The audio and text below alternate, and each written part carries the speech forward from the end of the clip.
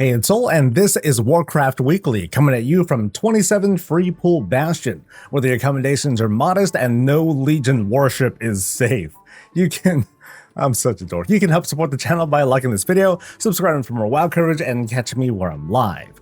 The housing stress test began this week with big emphasis on the stress. It was supposed to happen from Monday through Thursday, but was pushed back to Thursday with a recent update that the test would extend throughout this weekend. So, if you're having trouble getting in, I'll go over that towards the end of the weekly. During this week though, every moment on stream spent inside the alpha was met with viewers asking me if the PTR was up. It was like dogs waiting to be let in.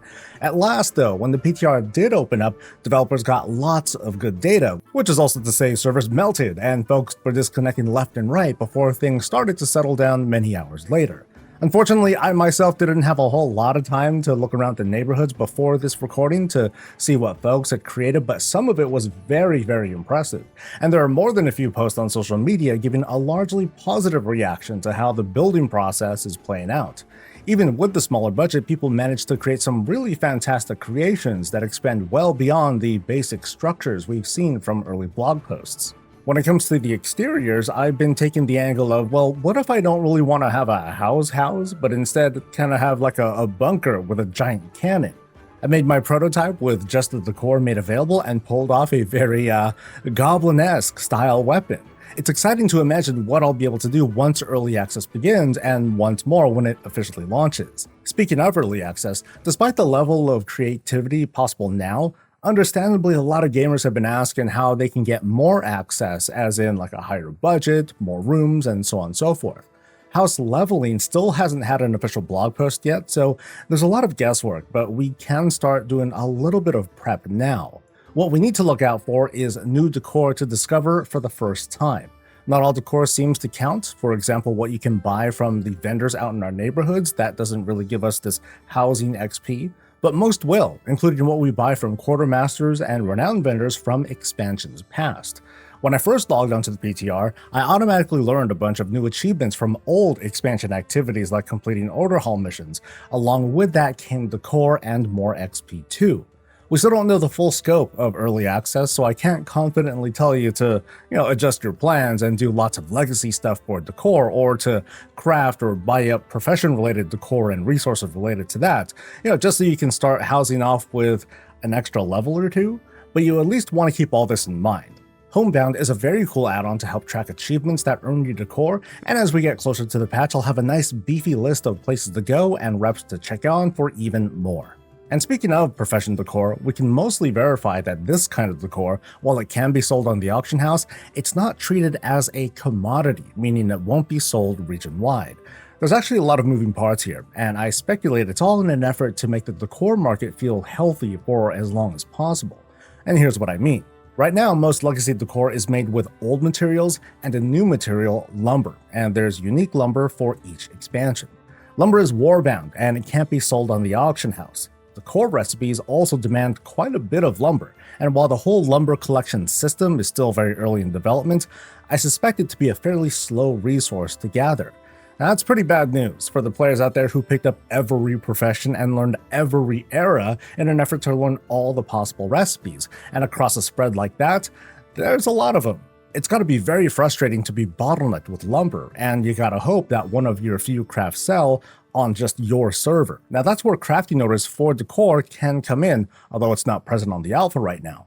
With crafting orders, the client will provide their materials, including their lumber, taking the burden off the crafters themselves. In fact, it makes it trivial for them to fulfill the needs of players as orders come in, as opposed to guessing what the market might want.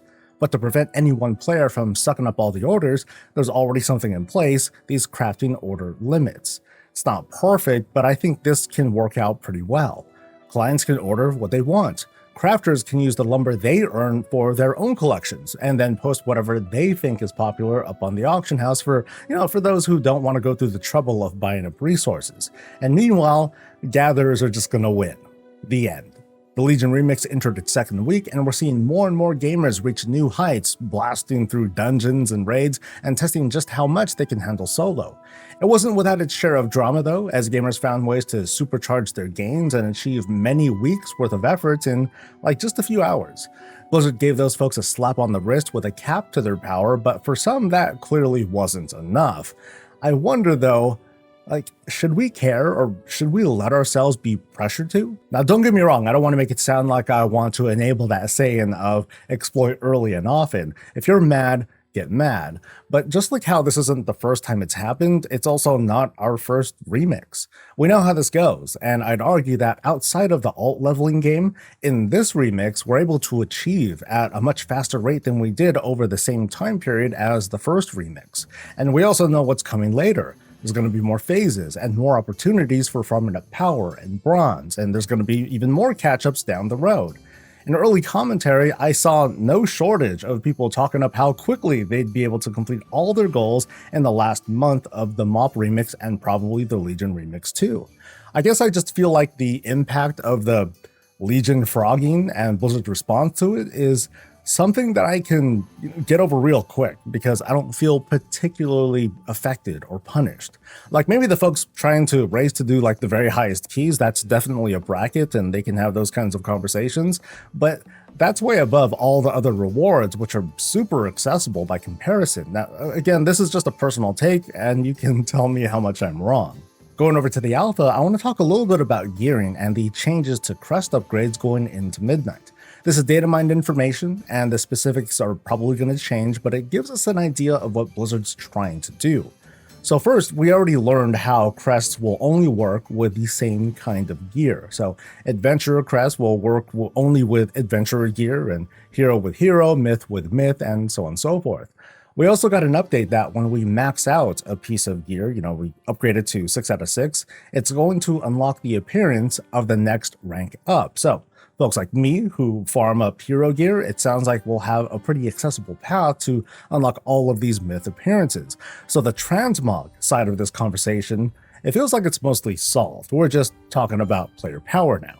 From this new data mined information, upgrade levels in total will max out at 6, down from 8, so it's going to be pretty much the same as the hero and myth tracks. The upgrade costs are where things get very interesting. There's no longer a fixed cost of 15 crests. Instead, the cost will go up from level to level. Upgrading an item from rank 1 to rank 2 will cost 10 crests. Upgrading from rank 2 to 3 is going to be 20 crests. Now, if you're crazy enough to do this, upgrading an item from rank 1 all the way to rank 6 will cost a total of 150 crests. It sounds wild because it kind of is. One would argue that our efforts at finding a new piece of gear on a higher track is much less work than upgrading our current gear to like a 5 or a 6, for example. The scenario I just described, it's unlikely to happen. Odds are too good a player's going to find or craft an upgrade before wanting to spend 150 crests. So why is this happening? My guess, it's to make up for removing Valor Stones from the equation. Some of the arguments against Valor Stones included feeling forced to jump into side content just for those, or having to keep farming something like keys for Valor Stones even after being capped on Crest. That was kind of awkward.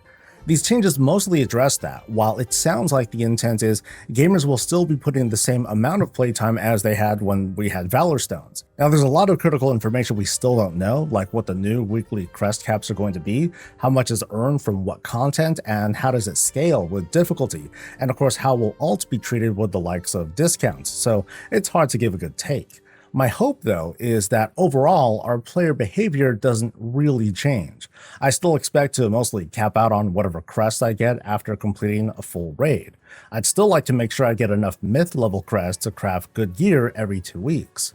With these kinds of numbers, I think we should feel comfortable quickly upgrading that gear of ours to like rank 3 or rank 4, but after that, upgrades each week will be fewer and further between. And there's also the question if the cost will be completely negated once we reach a certain rank, like, will re-upgrading a certain piece of gear cost nothing? I mean, maybe if it just costs gold, maybe that'd be okay. And that's the show. With the housing test extending over the weekend, I want to do a quick sanity check in case you're having trouble getting in. The first thing you want to do is make sure you have a PTR account.